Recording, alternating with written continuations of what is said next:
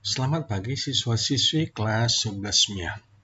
Pagi hari ini kamu akan mempelajari bahagian terakhir daripada pokok bahasan teori kinetik gas, yaitu mempelajari tentang pengertian teorema ekipartisi dan yang kedua yaitu pengertian daripada energi dalam suatu gas.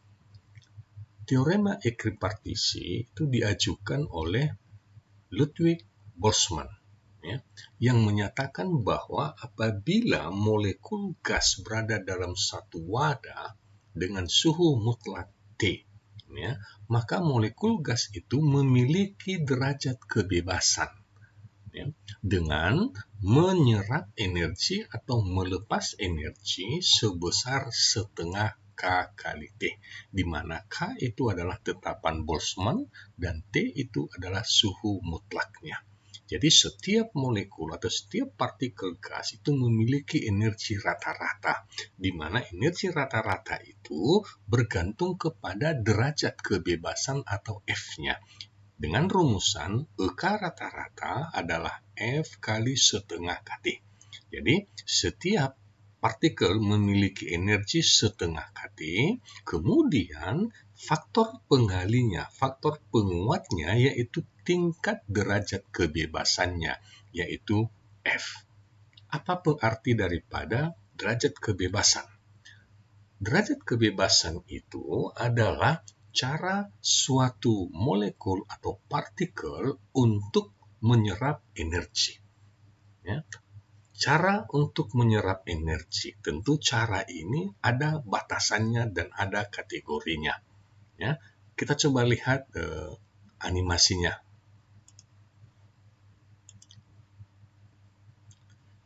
Inilah atom yang terikat dan digambarkan sebagai dua buah atom yang terikat oleh satu pegas dan bisa bergetar. Dia ditumbuk oleh atom yang lain, maka terjadi getaran, dan getaran antara keduanya ini sudah ditunjukkan arahnya. Kemudian ada juga gerak daripada atom ini adalah berotasi, berputar, dan ada juga getarannya yaitu mengalami peregangan. Ada peregangan yang sama dan ada juga yang membengkok. Seperti gambar yang di bawah ini terjadi pembengkokan. Dan ada juga yang mengalami peregangan yang simetrik, artinya kiri kanan sama jarak daripada peregangannya. Jadi ada beberapa jenis daripada tingkat kebebasan suatu molekul yang bergerak di dalam suatu wadah. Baik, kita kembali ke materi kita. Karena itu, dikategorikan bahwa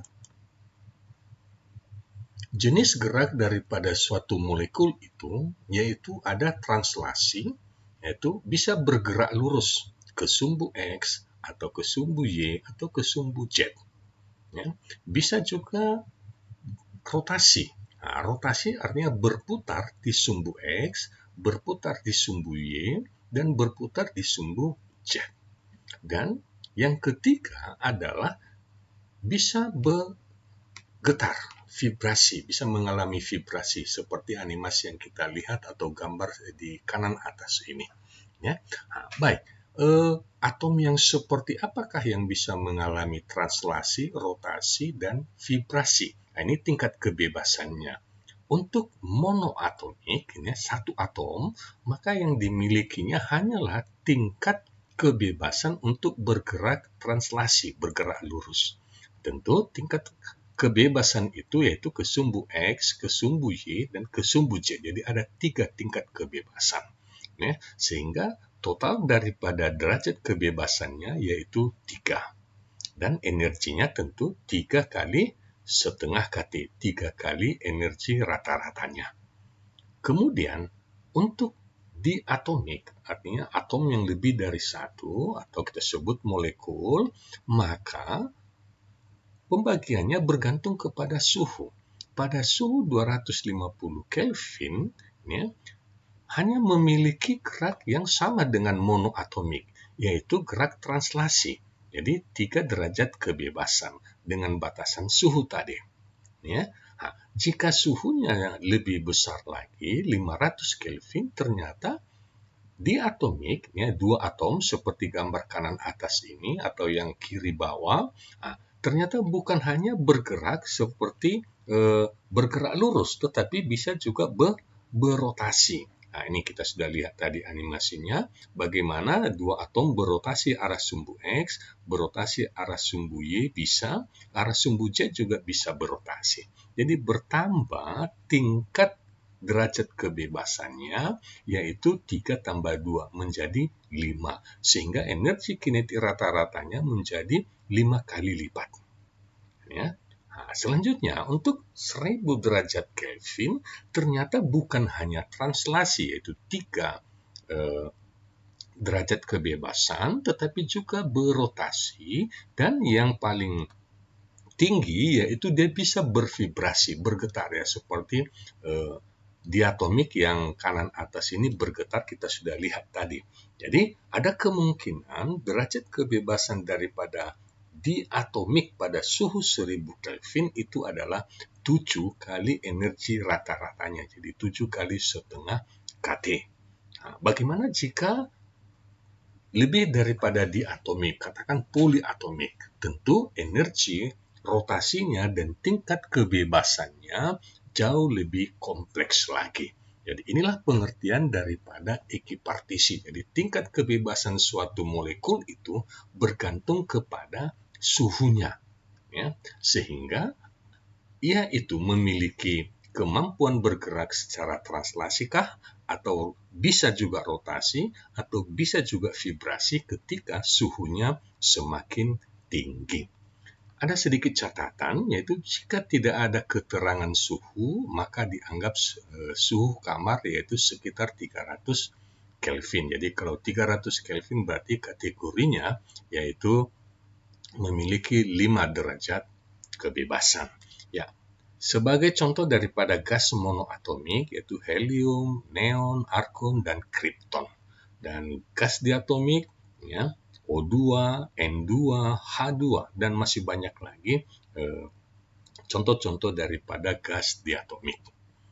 Selanjutnya, selain daripada ekipartisi, ya, yang tadi memiliki energi kinetik, maka ada pengertian yang lebih luas lagi, yaitu energi dalam gas. Kita simbolkan dengan U, ya, energi dalam gas.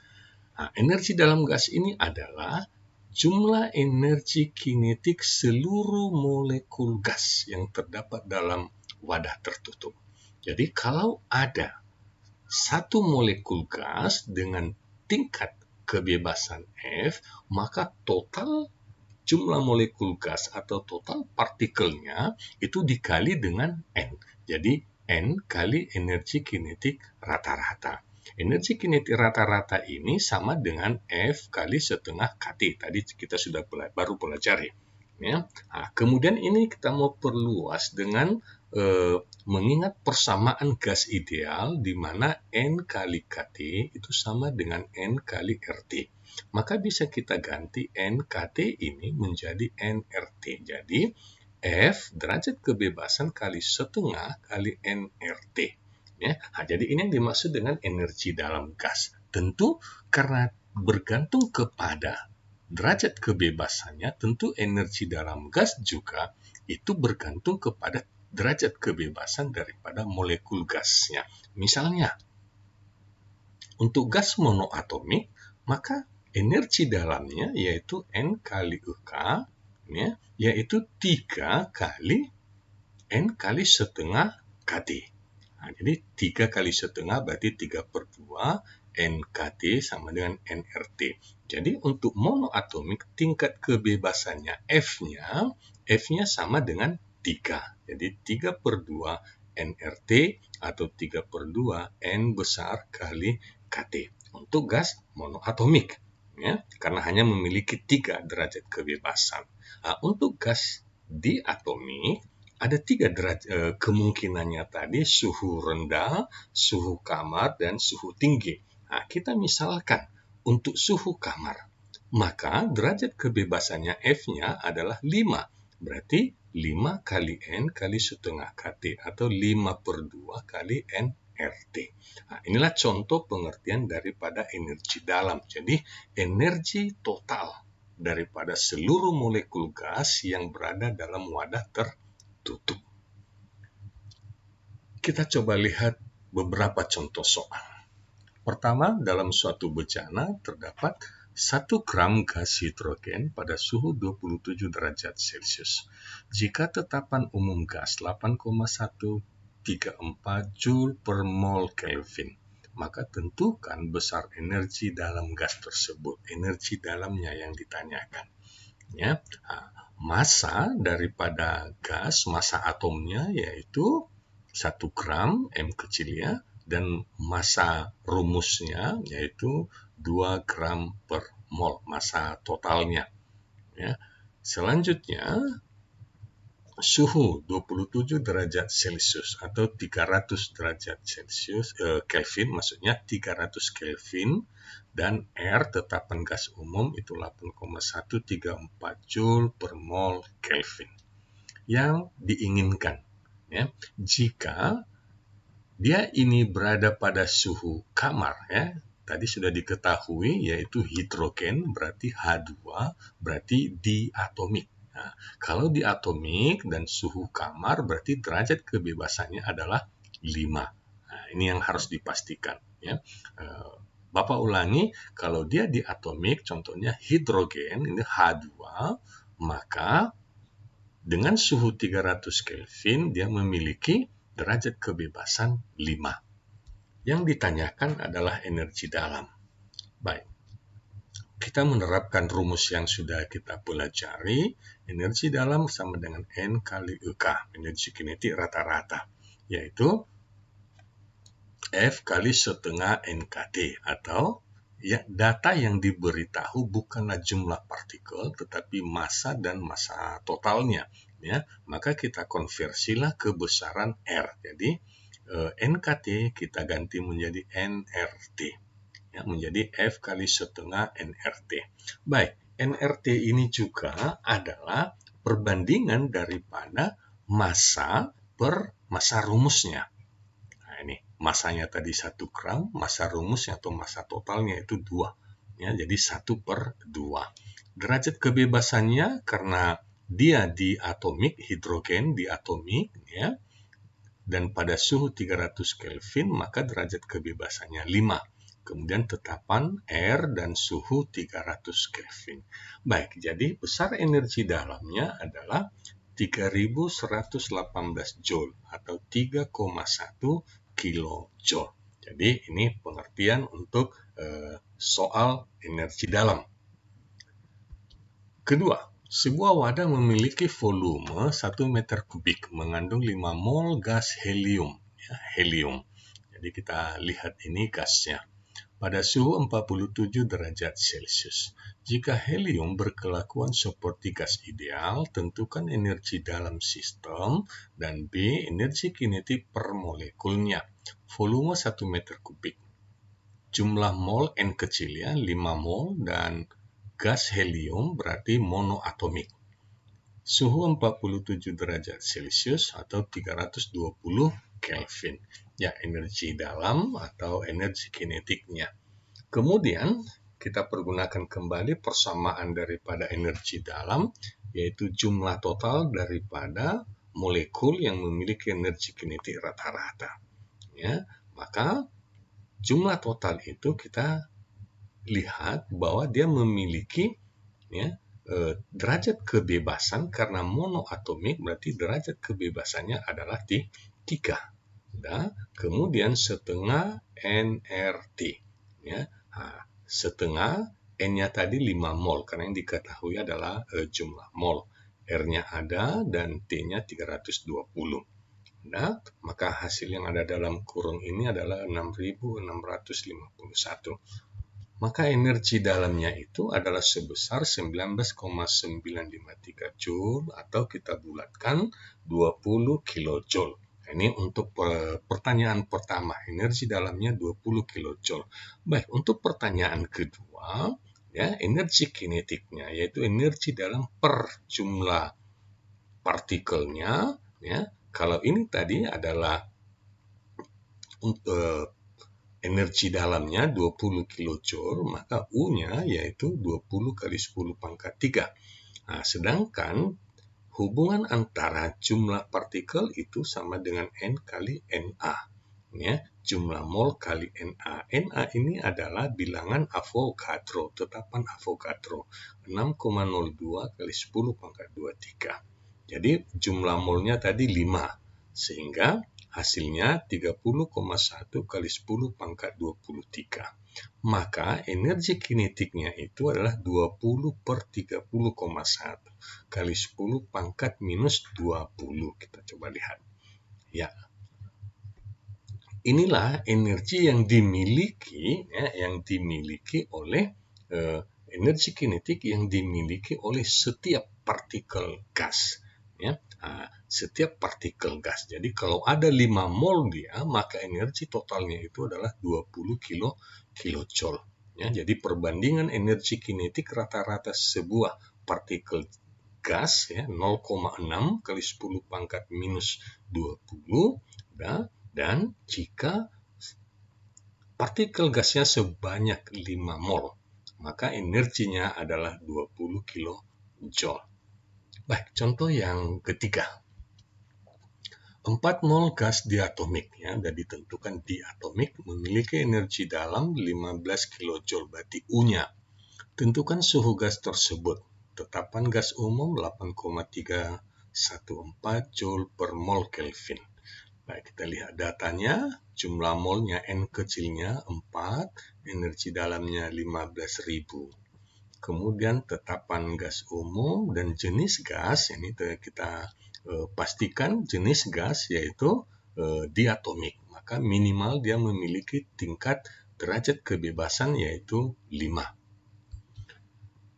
Ya, kita terapkan kembali persamaan energi dalam, ya. N kali energi kinetik rata-rata, di mana energi kinetik ini bergantung kepada derajat kebebasan, yaitu F kali setengah nRT. Baik, kita masukkan angkanya. Energi dalamnya ada 25 kilo, 15 kilo, ya, kilojoule atau 15.000, dan kemudian ini derajat kebebasannya 5, kemudian setengah kali 4 mol, N kecilnya 4 mol, tetapan gas umum, dan suhu T. T-nya yang ditanya. Jadi, yang kita peroleh di sini adalah T-nya 25.000 per 83,14 atau sekitar 300,7 Kelvin. Jadi masih berada di dalam kategori suhu, yaitu suhu kamar. Jadi ini besar suhu 4 mol gas diatomik. Contoh yang terakhir. Tentukan energi kinetik rata-rata dan energi dalam. Ya, energi dalam 5 mol gas ideal pada suhu 400 Kelvin. Apabila gas tersebut, ya, monoatomik dan B diatomik. Diketahui tetapan Boltzmann 1,38 kali 10 pangkat minus 23 Joule per Kelvin. Baik, data yang diberikan, N jumlah mol 5, suhu 400, tetapan Boltzmann. Ditanya, ya, jika monoatomik berapa energi kinetik dan energi dalamnya? Kalau monoatomik berarti derajat kebebasannya 3. Kemudian bagian B, jika diatomik berapa energi kinetik dan energi dalamnya? Dengan derajat kebebasannya adalah 5. Mengapa 5? Yang kita pakai karena suhunya masih 400 Kelvin. Ya. Baik, kita lanjutkan. Untuk bagian A, kita tentukan nilai energi kinetiknya. Ya, hanya energi kinetik rata-rata, yaitu F kali setengah KT. Ya, karena yang diberitahu adalah nilai tetapan Boltzmann, maka kita pakai yang KT. Kita tidak pakai nRT-nya. Baik, derajat kebebasan monoatomik 3, setengah kali tetapan Boltzmann, dan suhu 400. Maka energi kinetiknya adalah 8,28 kali 10 pangkat min 21 Joule. Nah, jika energi kinetiknya 8,28, berapa besar energi dalamnya? Ya, nah, N besar ini sama dengan N kali bilangan Avogadro. Jadi berapa banyak partikel untuk 5 mol? Ya, untuk 5 mol. Sedangkan N ini adalah jumlah molnya dan Na ini adalah bilangan Avogadro-nya. Ya, jadi perkalian antara jumlah partikel dengan energi kinetik rata-ratanya. Jadi, ya, 5 yaitu N 5 mol, tetapan Avogadro Na 6,02 kali 10 pangkat 23 dan energi kinetik rata-ratanya adalah 8,28 kali 10 pangkat min 21. Ya. Nah, jadi untuk total 5 mol, ya, total 5 mol daripada gas ideal tersebut, ya, energi dalamnya sebesar 24,8 kilojoule. Jadi energi dalam jauh lebih besar dibanding energi kinetik rata-ratanya. Karena energi kinetik rata-rata untuk satu partikel, ya, sedangkan energi dalam untuk semua partikel yang ada di dalam ruang tertutup, ya, berapa mol gitu. Bagian B.